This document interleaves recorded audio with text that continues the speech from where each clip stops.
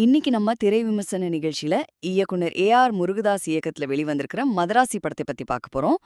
மதராசி இந்த படத்தோட கதையை பத்தி பார்த்தோம்னா, படத்தோடைய ஆரம்பத்துல அமைதி பூங்காவா இருக்கக்கூடிய தமிழ்நாட்டுல ஆயுத கலாச்சாரத்தை கொண்டு வந்து இங்க ஆயுத வியாபாரத்தை பெருக்கணும் அப்படின்னு சொல்லிட்டு ஒரு குரூப் தமிழ்நாட்டுக்குள்ள ஆயுதத்தை கொண்டு வர முயற்சி பண்றாங்க. இது ஸ்மெர் பண்ண என்ஐஏ அதிகாரி ஒருத்தர் இது எப்படியாவது தடுக்கணும் அப்படின்னு முயற்சி பண்றாரு. ஆனா இவங்க தடுக்கிறதையும் தாண்டி இந்த ஆயுதங்கள் ஒரு 5 ட்ரக்ல தமிழ்நாட்டுக்குள்ள வந்துருது. இந்த ஆயுதங்கள் இருக்கிற இடமும் என்ஐஏ டீமுக்கு தெரிஞ்சு போகுது. இந்த ஆயுதங்களை அழிச்சு ஒழிக்கணும் அப்படின்னு சொன்னா ஒரு சூசைட் கமாண்டோ அட்டாக் பண்ணாதான் முடியும் அப்படின்னு சொல்லிட்டு முடிவு பண்றாங்க. இந்த சமயத்துல படத்துடைய ஹீரோ லவ் ஃபெயிலியர் ஆயிட்டதுனால நான் தற்கொலை பண்ணிக்குவேன் அப்படின்னு சொல்லிட்டு சுத்திட்டு இருக்காரு. இத பார்த்த என்ஐஏ அதிகாரி ஒரு ஐடியா பண்றாரு. நம்ம படையில இருக்கிற ஒரு தளபதியை நம்ம பலி கொடுக்கறதுக்கு பதிலா இந்த திடீர் தளபதியை இதுக்குள்ள இறக்கி விடுவோம் அப்படின்னு சொல்லி இறக்கி விட்டுறாரு.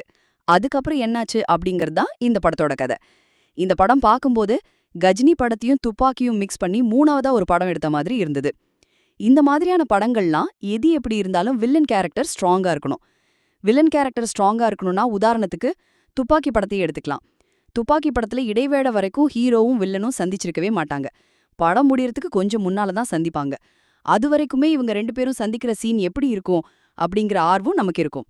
அதுவும் குறிப்பா இடைவேளையிலலாம் பாத்தீங்கன்னா, I am coming, I am waiting இந்த 2 டயலாகு பெரிய பிரசித்தி பெற்ற ஒரு டயலாகு. தியேட்டர்ல இந்த வசனம் வரும்போது தியேட்டரே வெடிக்கும்.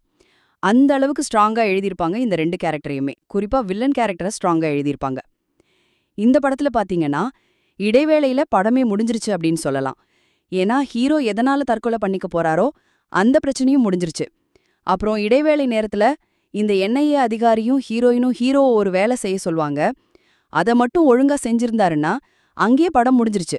அங்கேயே படத்தை முடிக்காம செகண்ட் ஹாஃப்ல அதுக்கான கதையும் திரைக்கதையும் இல்லாம இழன்னு இழுத்துப்புட்டாங்க.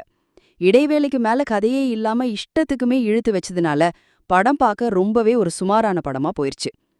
படத்துல ஃபர்ஸ்ட் ஹாஃப்ல சில சீன்கள் நல்லா இருந்தது. ஹீரோ யாரு எப்படியாப்பட்டவர் அப்படின்றது நமக்கு புரிய வைக்கிற விதமும் அந்த அவரோட கேரக்டரும் ரசிக்கும்படியா இருந்தது. ஹீரோவும் ஹீரோயினும் சந்திக்கக்கூடிய எல்லா சீனுமே நல்லா இருந்தது. ஆனா ஹீரோக்கு ஒரு ஃப்ளாஷ்பேக் இருக்கும், அதெல்லாம் ஒர்க்காவே இல்ல. படத்துல எல்லா ஃபைட்டுமே நல்லா இருந்தது. குறிப்பா விஜித் ஜம்மத்துடைய ஹைட் எல்லாமே ரொம்பவே எக்ஸ்ட்ராடனரியா இருந்தது. ஒரு நல்ல விஷயம் என்னன்னா, படத்துல காமெடி பண்றேன் அது பண்றேன் இது பண்றேன்னு சொல்லிட்டு யோகி பாபு மாதிரி ஆளை கொண்டு வந்து வச்சு மேற்கொண்டு சாவடிக்கல. அது ஒரு நல்ல விஷயமா இருந்தது. படத்தோடைய ஆரம்பத்துல பார்த்தா தமிழ்நாட்டுல துப்பாக்கி கலாச்சாரத்தை கொண்டு வந்து தமிழ்நாட்டையே அழிக்க போறாங்க அப்படின்னு சொல்லி பயமுறுத்தி படத்தை ஆரம்பிக்கிறாங்க.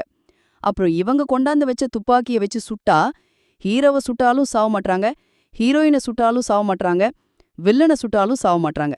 எல்லாம் அடுத்த சீன்லயே எந்திரிச்சு வந்துடுறாங்க. இதுக்கு எதுக்கு ஒரு துப்பாக்கி கொண்டாந்து விற்க வந்தாங்கன்னு தெரியல. பொம்மை துப்பாக்கின்னு சொல்லியே விற்க அனுமதிச்சிருக்கலாம். இப்படி ஒரு படமே எடுத்திருக்க தேவையில்லை.